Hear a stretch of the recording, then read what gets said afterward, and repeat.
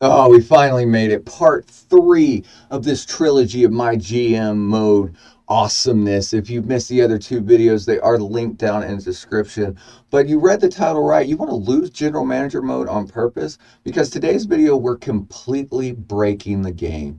From past videos, you know, if you change everybody to specialist, it doesn't matter what you're doing. You can have any match possible. But this is a longevity mode. You have 25 weeks that you can go through and play general manager mode, and then you reset and you redraft and you try to make it better. But wait, what if you lose on purpose? What if you set yourself up to win over time? For this mode does go on forever. You will not get fired from doing bad stuff as long as you don't run out of money and you keep money in, then the game keeps going.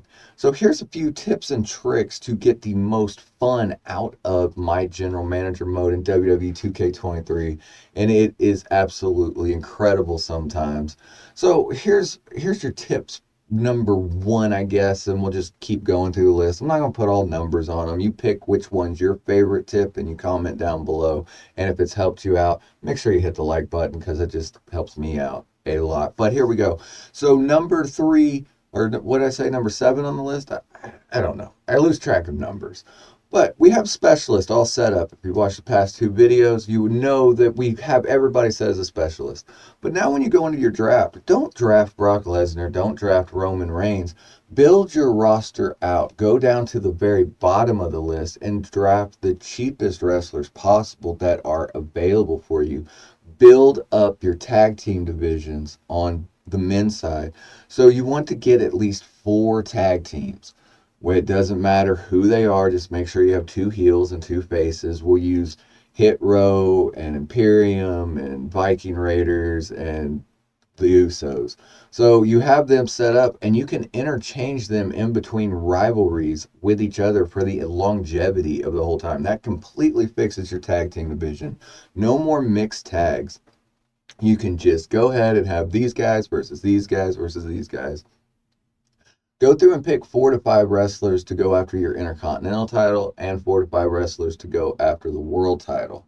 The women's title, there's not as many made tag teams, so if the perfect draft for me is if I can get Toxic Attraction and Caden Chance, or Caden Chance, you know what I'm talking about. But if you go ahead and get those 2 tag teams and they can flip flop in and out, that works for the rest of the time. Also, if you're using your custom draft class, put the Bellas in there. That way you have the Bella twins. That works for your women's tag team division. And women's roster, you can slowly build up. By doing this, what you're able to do is it's a slow burn build of you have your roster filled out. And if you're playing to build your roster the biggest and using this to interchange your rivalries, you don't get as many injuries, so you don't have to scramble to spend your money. You have extra money to buy legends that really don't help you in this game mode as much as they should, but they're just fun to play with once you go through and you're having Roman versus Brock and you have Undertaker show up and just beat everybody down. It does work, but you don't need to spend your money that way. You can save your money down and then slowly buy new stages and everything to get more money in.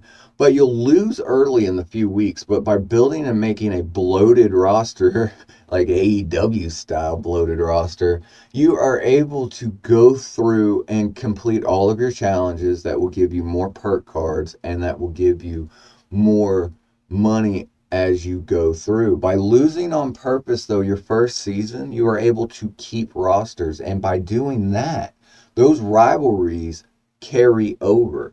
So at the end of the game mode, set everybody up for a rivalry. And if you do it around week 19, week 20, you can have a few wrestlers in a 3-level rivalry right before WrestleMania. Don't end the rivalry there. What you do is you make sure you keep them at the end of the season and you send them back over. And by keeping them, when you put them back together and you make your match card up, it continues that rivalry on. So you can start your first pay-per-view with all level 4 rivalries and you will blow the competition out of the water in the first pay-per-view of that month and go from last to first in just one pay-per-view by doing it this way. Also, always save your perk cards. Get as many perk cards as possible because you can use them, once a week you can use these perk cards. But if you're doing GM interference, make sure every time you're playing a perk card.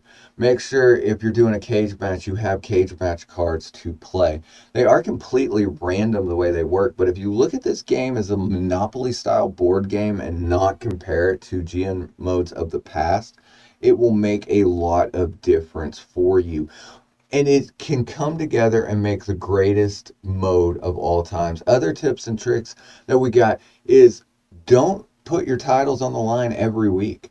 Skip a week, every other week. That way you get that rivalry boost. And then make sure every belt is on the line for your pay-per-views, and every match is a gimmick match.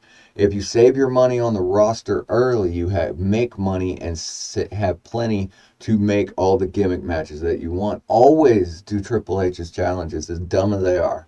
Unless it's like I have, level 4 rivalry Brock and Roman, and they have to put the title on, and it's in his hometown, and then Triple H says, no, set Brock. Don't do it. It's not worth the perk cards, because for any perk card that he offers, you can buy in the store later.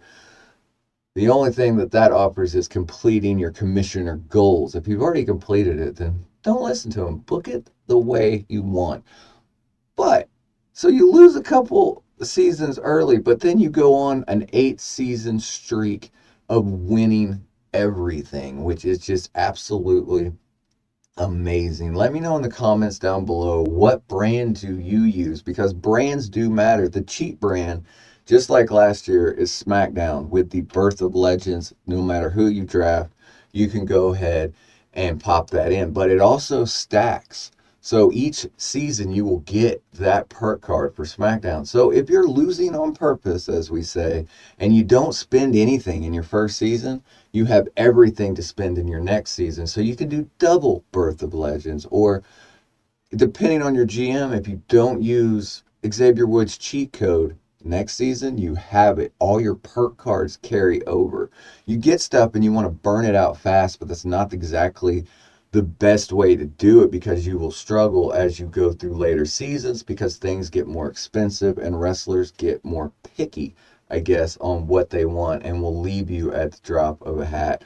Also, every time they ask for $100,000, they don't always leave you. Sometimes they stay, depending on their morale. So as long as you keep their morale up, you have a less chance than they are just bluffing. Unless it's LA Knight.